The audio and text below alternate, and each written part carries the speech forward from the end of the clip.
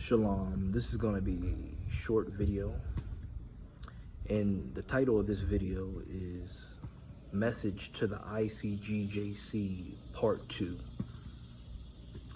Of course, ICGJC stands for Israelite Church of God in Jesus Christ. So here's the backstory.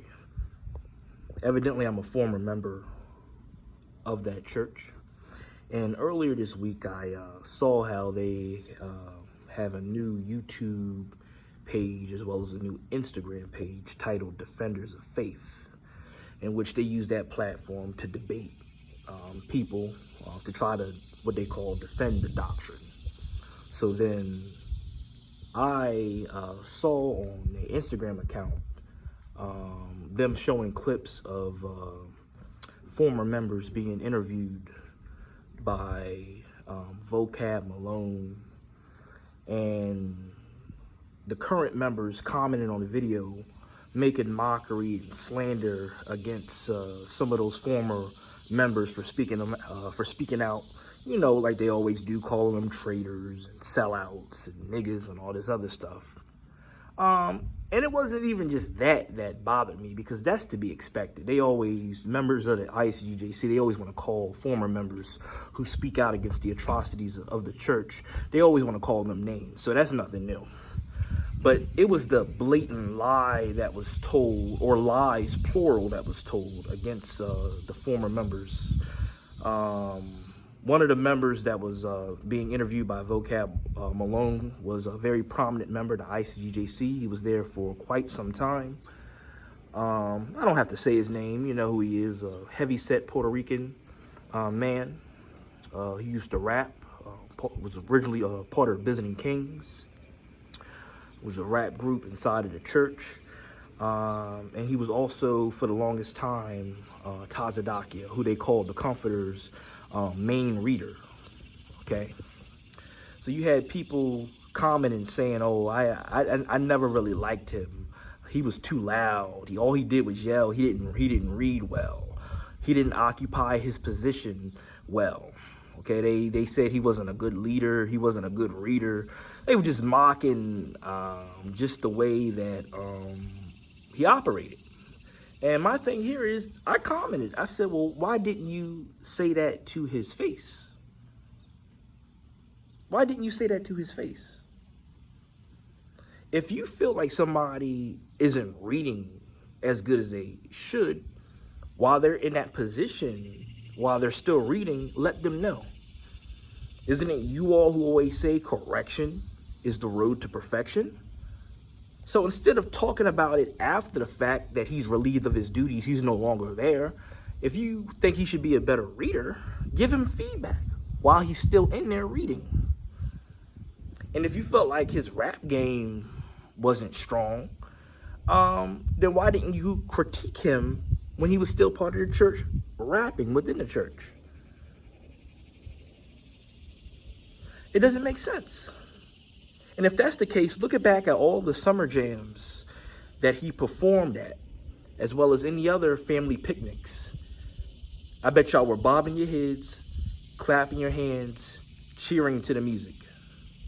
Now, if you didn't really believe he could rap, what were you doing cheering, clapping hands, bobbing your head? Were you faking? Were you just going along with it? And if that's the case, then what does that say about y'all? That would say that y'all appear to be two-faced. Y'all appear to be fake. There's two sides of y'all. Could it be that? Or could it be you really did think he rapped well and read well? But because he is now a former member of the church and is speaking out against the madness that goes on in that church, now you made him an enemy. He didn't make you an enemy. You made him an enemy, and now you have to try to attack his character and his ability. Even if it's not true what you're saying about him, even if you have to stoop down to lying, you're going to do that just to try to get back at former members. That's petty, that's pathetic, that's childish. That's the ICGJC for you. Okay?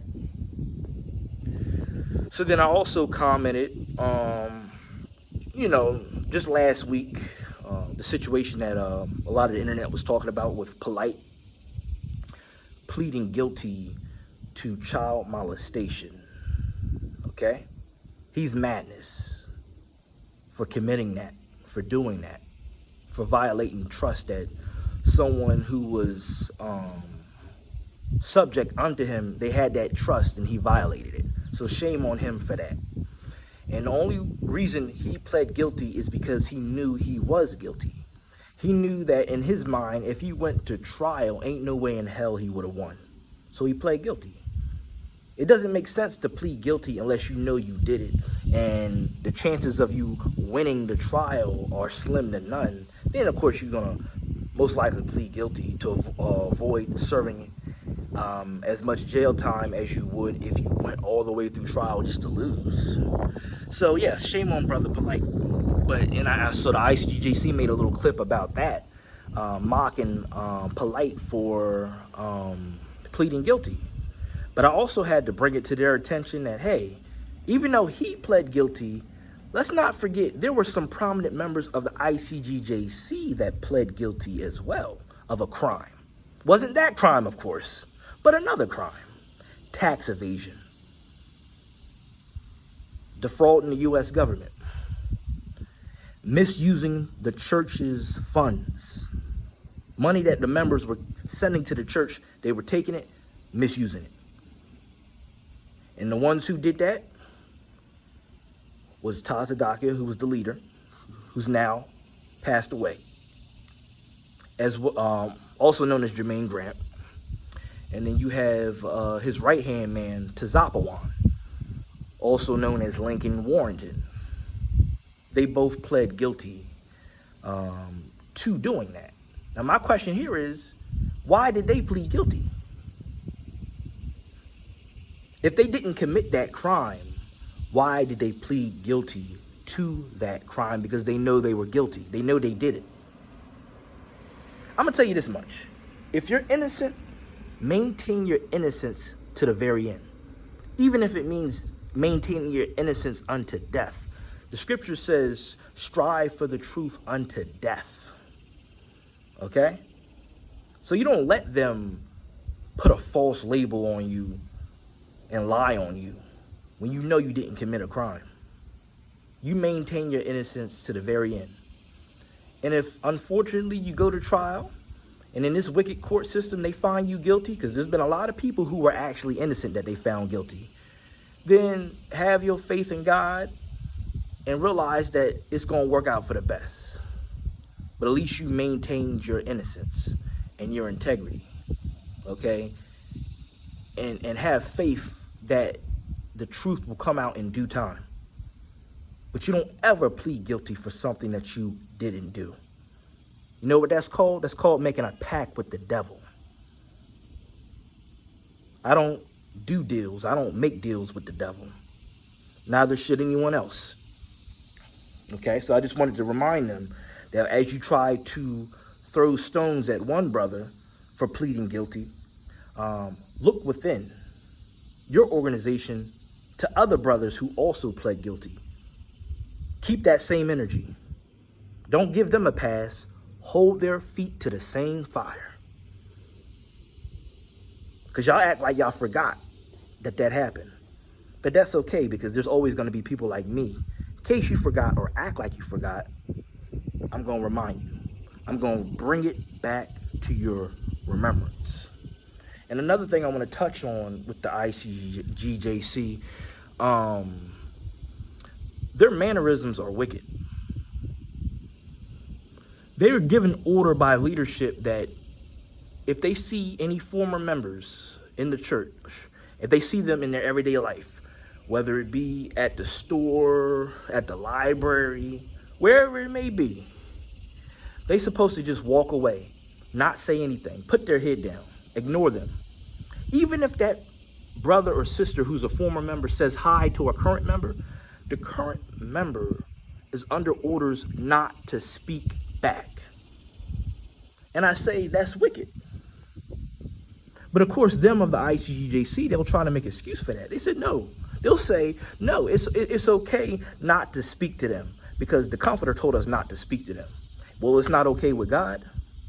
And you can try to use the scripture all you want when it was told to the apostles that whatsoever is bound on earth will be bound in heaven, and whatever is loosed on earth shall be loosed in heaven. They used that scripture to let you know that the apostles were given the leniency and the authority to make decisions here on earth. And those decisions that they made on earth, and God who's in heaven, he's okay with that. He gave them that authority. And yes, there were certain rules that the apostles made that went additional to scripture, certain church rules that they saw fit. But that's only under one condition. The rules that you make, which are called church rules, even though you have the authority to make it, they cannot by any means violate nor contradict established scripture.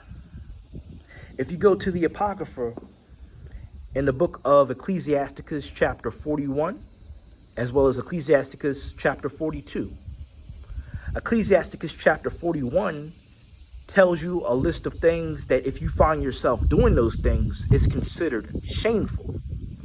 And then the very next chapter, chapter 42, tells you things that aren't shameful. So chapter 42 tells you about the things that if you do, those are good things. Don't be ashamed of it. Chapter 41 tells you about bad things that if you do, you should be ashamed of. You should stop doing it. So in chapter 41, it was going over certain things that if you find yourself doing, you need to stop because it's shameful behavior. It was Ecclesiasticus chapter 41, and I believe it to be verse 20. It says, "And of silence before them that salute thee." So it's shameful if somebody salutes you for you to remain silent and ignore them. Somebody greets you and you don't have the common decency to greet them back just because they're no longer a member of the church. You wouldn't even do that to these heathen. You wouldn't even do that to these other nations. If an Asian person came up to you and said hi, you would say hi back. If a white person came up to you and say hi, you would say hi back. African or anybody else who you associate as being a heathen, if they spoke to you, greeted you, you would greet them back because it's common decency. Now, why are you not greeting back former members who are saying hi to you? Why are you ignoring them? The scriptures didn't say, "And of silence before them that salute thee, that be in the truth." It says, "And of silence before them that salute thee." That's anybody, okay? But you know, that church, they'll try to twist the scriptures and say, well, that's talking about in the truth. That's talking about if somebody say, shalom, brother, you need to say shalom back. No, it didn't say that. It didn't say, "And of silence before them that salute thee in the church or in the truth." It says, "And of silence of them who salute thee." That's anybody, okay? The word salute is short for salutations. Salutations means greetings. Anybody can greet you, okay? And if they do greet you, you have a God-given responsibility to greet them back. And by not doing so, you are acting shameful. That's against God. So yeah, so when I made those comments on Instagram, on the ICGJC Defenders of Faith Instagram page, they talking about we can go live now if you want to debate. I said I wouldn't be available to debate you until either Saturday or Sunday. Not only do I have those days off from work, but many of the members of the ICGJC have those days off from work, Saturday and Sunday. So there would be a lot bigger audience if that debate was held on live, Instagram live on Saturday and Sunday where everybody is off.